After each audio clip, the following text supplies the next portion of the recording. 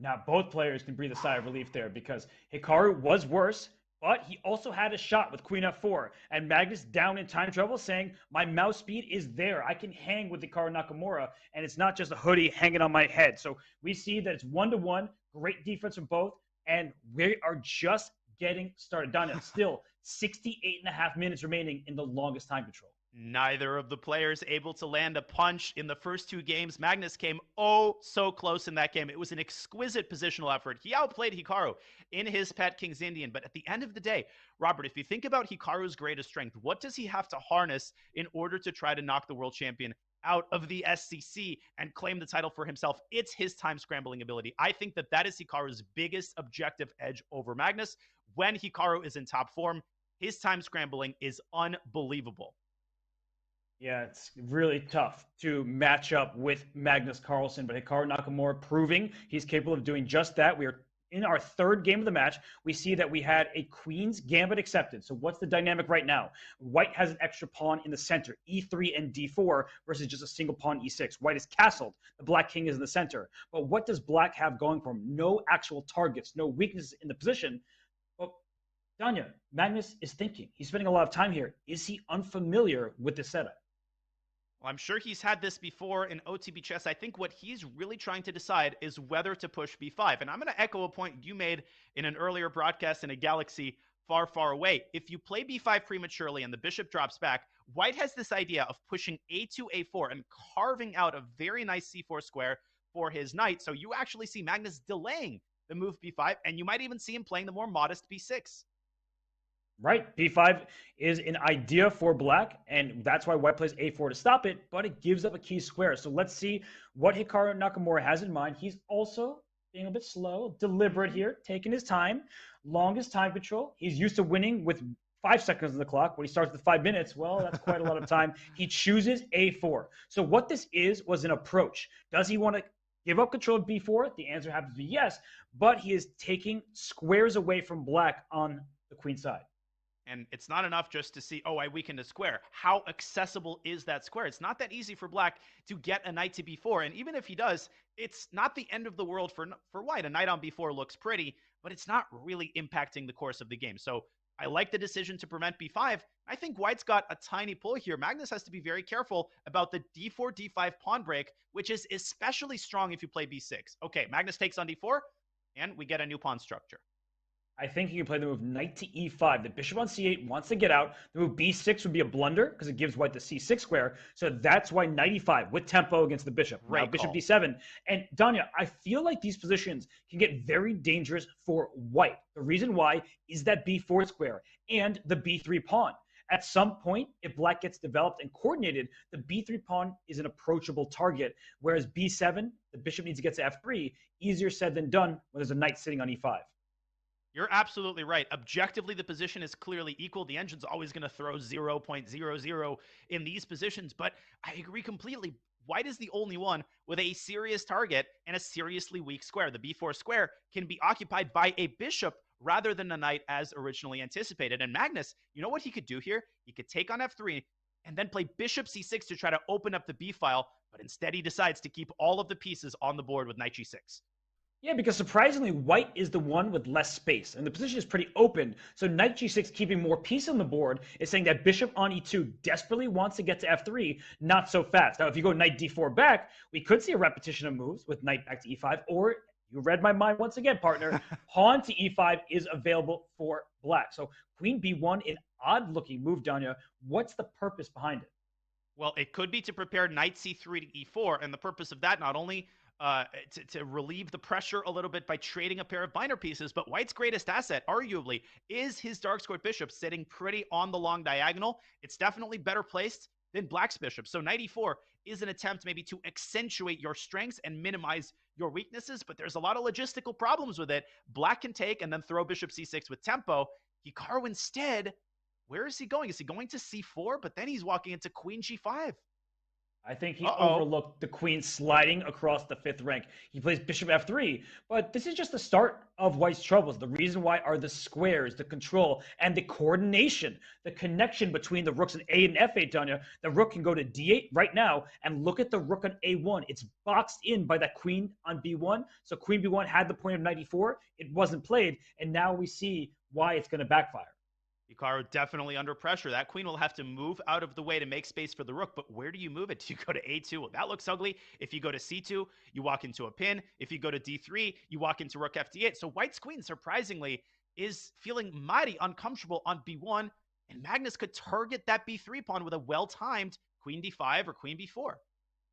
Queen d5 looks like the next move for black. So I think white should play the move rook to d1, challenge the d file, because if you can start swapping off pieces, your problems are not as significant. How do you attack b3? You need queens on the board. It's the only piece for black that can attack it. So if you could first trade rooks, then trade queens, you just feel like your problems are not so significant. So rook d1, an excellent choice. And a move for black, I don't know if it's good right now. I was going to say knight to d5. He chooses queen d5. Then I feel like Magnus, when he has the black pieces, he's not necessarily trying to win.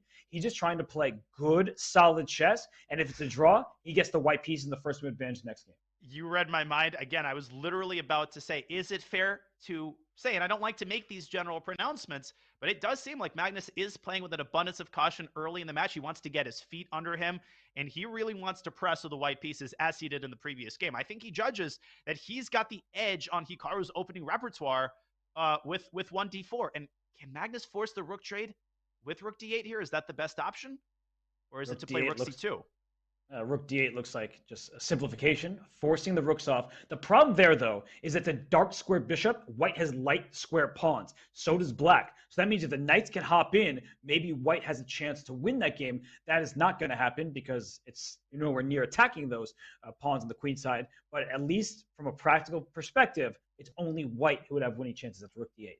And that's why I'm always worried about these approaches. When you try to go for simplification and you're essentially playing for a draw, you're giving HIKARU exactly what he wants. Maybe a tiny, tiny pull in the end game, but HIKARU's got to be feeling really the most comfortable he's felt all game, Robert, especially compared to what he had in the middle game. And there he goes, grabbing space with a furious pawn march. He might follow up with g5 and h4. I love it and hate it at the same time. And the reason why, I like the aggression, the ambition. What I don't like is the overextension, because that pawn on g4 could be a target if you're not looking out for it, especially if you push it to g5. Then your knight is stuck in place on f3 defending that pawn. So I feel like with black's last move, king to f8, king e8 next, that rook is going to be booted from the 7th rank. And then I feel like most of black's problems are behind him. And then it's maybe Magnus who can say, I'm going to play for a win now. The pendulum continues to swing. I was really under the influence, under the spell of that rook on the 7th, but can you really blame me? Bishop to d8 sends the rook packing.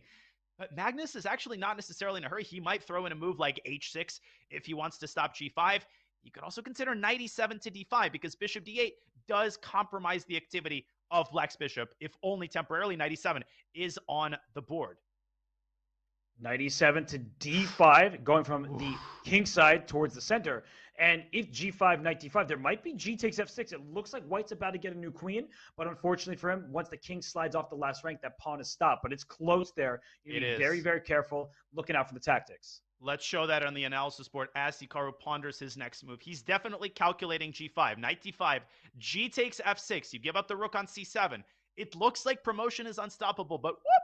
In comes the rook to the rescue, and white can play something like knight f4 knight h5, Robert, but it's become very clear that white is firmly on the defensive here, and something like knight d5 to f6 knocks the knight out of h5 and picks up the g-pawn. This is not an option. You can play g5, but you definitely can't give up the rook. Back to the live position, where HIKARU is still contemplating his next move. Yeah, no, this g5 is played, and it's just like what we're talking about. The pawn on g5 is actually quite a strength because the rook can come to h4 if black's not looking out for it, and then h7 falls. But if you retreat the bishop on its diagonal, to say the square e7 or d8, as he just played, if rook h4, you have this move pawn h6, but the reason why you have it is the same exact idea, where the king slides up at the end, and so the passed pawn doesn't become a queen. I forgot that that bishop actually moved away from d8 for a second. Got excited there. Rook h4, h6 is a tactical mechanism. Otherwise, black would lose that corner pawn. But I always get concerned, Robert. Hello, Robin, my new commentator. When you're hanging on the basis of a tactical mechanism like this, because it's very easy to forget about it. And the moment you move the bishop, that rook is flying to h4. Both sides now down under a minute. Knight b6 played, rook h4 is still met, but pawn to h6. It might be a worthy sacrifice at some point. At this point, yeah.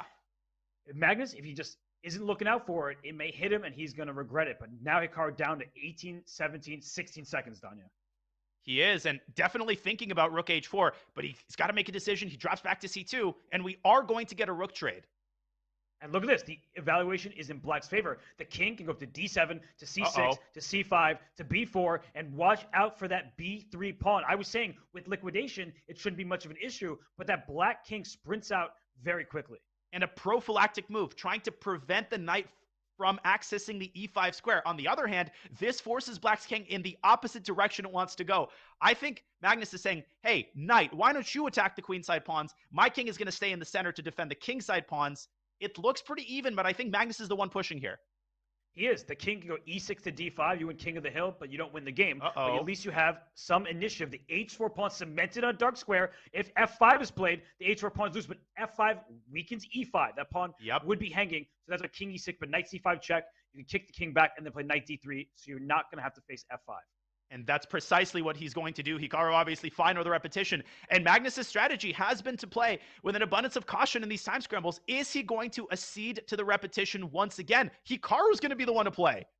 Wow, knight oh c4, my gosh. kicking the knight from d6. And if you swap knights to c4, b7, a6 are loose. And this is what I was saying. 1 second. Dark square bishop, and those are light square pawns. The king's coming over, knight takes b7. Magnus is starting to lose control. Can he trap this knight, though? Hikaru can save it with his pawn. c5 and c6. He drives the pawn and he guts off the king. Yeah, c6, the king cannot get in there. Bishop b6, he needs to go king e6. Make a move. The king can't get to the pawn. Oh, he's going to flag. He's going to flag. He lost just time. did.